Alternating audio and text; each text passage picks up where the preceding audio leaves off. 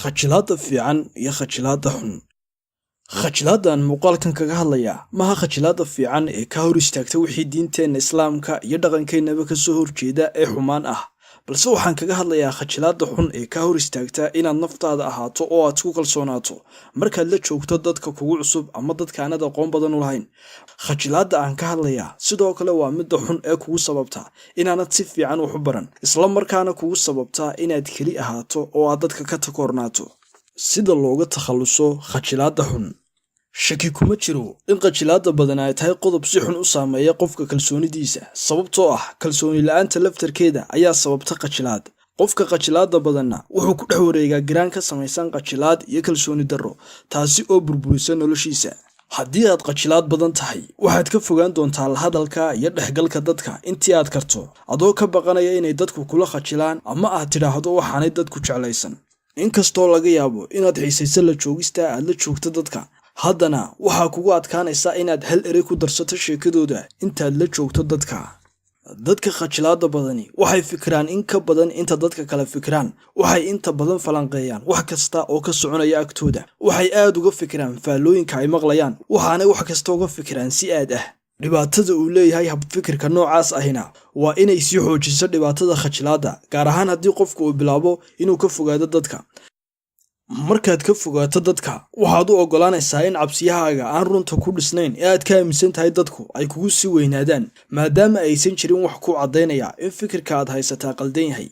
Taasi waa sababta inaad dadka ka fogaataa ay u tahay qaladka ugu weyn ee aad samayn karto haddii aad rabto inaad ka takhalusto khajilaada badan. Warka fiican ee aan se ku hayaa wuxuu yahay in khajilaada badan ay ka mid tahay waxyaabaha sida fudud la iskaga daweeyo, waxaanad u baahan tahay oo keliya tallaabooyin kooban oo waxtar leh, farsamooyin aad kaga takhalusi karto khajilaada badan. Khajilaadaada waxaa laga yaabaa inay sababaan sababo badani. Kuwan soo socda waa farsamooyin kaa caawinaya inaad ka takhalusto khajilaada badan. 1. Joogtee la hadalka dadka. Habkani waa habka ugu awoodda badan ee aad kaga takhalusi karto khajilaada. Joogtee inaad la hadasho dadka aanad sida aadka ah u aqoon ama kuwa aanad gebi ahaanba wax aqoon u lahayn. Haddii aad tahay qof khajilaad badan, inta ugu badan waxay kuugu muuqan doontaa wax aad u adag inaad u tagto oo aad la hadasho qof aanad garanayn. Sababtuna waxay tahay hore ayaanad si adag oo karaankaaga ah iskugu dayin inaad qof sidaa ula hadasho. Hadda bilow inaad ku qasabto naftaada inaad la hadasho dadka aanad aadka u aqoon iyo kuwa aanad gebi si kastaba ha kugu qaadatee. Xataa sidan ku samee saaxiibada. Isku day inaad la hadasho saaxiibada in ka badan intaad la hadli jirtay. Bilowga ugu horreeya way kugu adkaan doontaa, balse mar kasta oo aad isku sii daydaba aad bay kuugu sii fududaan doontaa. Waxyaabaha uu habkani cajiibka ku yahay waa in dadka qaar ay dhinaca kaleba iska rogaan oo aad moodaysid dad aanay weligood dhibaato khajilaad haysan. Kadib markay baraktiis gareeyaan habkan, waxaanay noqdaan dad aad u bulshaawiyiin ah. Gebi ahaanba waxaad khajilaada badan iskaga saari kartaa tababar badan iyo joogtayn. 2. Dhis kalsoonidaada. Sidii aan hore u sheegay, mid ka mid ah waxyaabaha ugu waaweyn ee sababa khajilaada badani waa kalsooni darrada. Waxaa laga yaabaa inaad ka baqato inaad hadasho, sababtoo ah ma hubtid waxay dadka kale kuu malayn doonaan. Halka arrintani wuu fudud yahay. Hadda bilow inaad dhisto kalsoonida naftaada, waxaanad khajilaada uga takhalusi doontaa iyadoon waqti badanba kugu qaadan. Tusaale ka mid ah kalsoonida hooseysa waa inaad dadka kale isku horreysiiso, xataa markaad wax adigu aad ugu baahanta. Waxaa laga yaabaa inaad isku daydo inaad qof kasta farxad geliso, taasina ay sababto inaad 100 jeer kasii fikirto oo aad dhinac kasta ka eegto waxaad dadka ku odhan doonto, si aad u hubiso in qof kasta oo ku ag joogaaba uu jeclaado waxaad tidhi.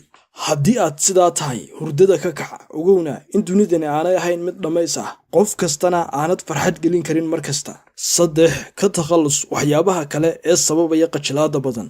Khajilaada waxaa sababi kara ka cabsashada dadka, muuqaal xun oo aad naftaada ka haysato, adoo mar kasta 100% isla quman, adoo dareemaa inaad qayrkaa ka hooseyso iyo qaar kaloo badan. Si aad uga takhalusto khajilaada badan, waa inaad ka takhalustaa waxyaabaha xididada u ah ee sababaya.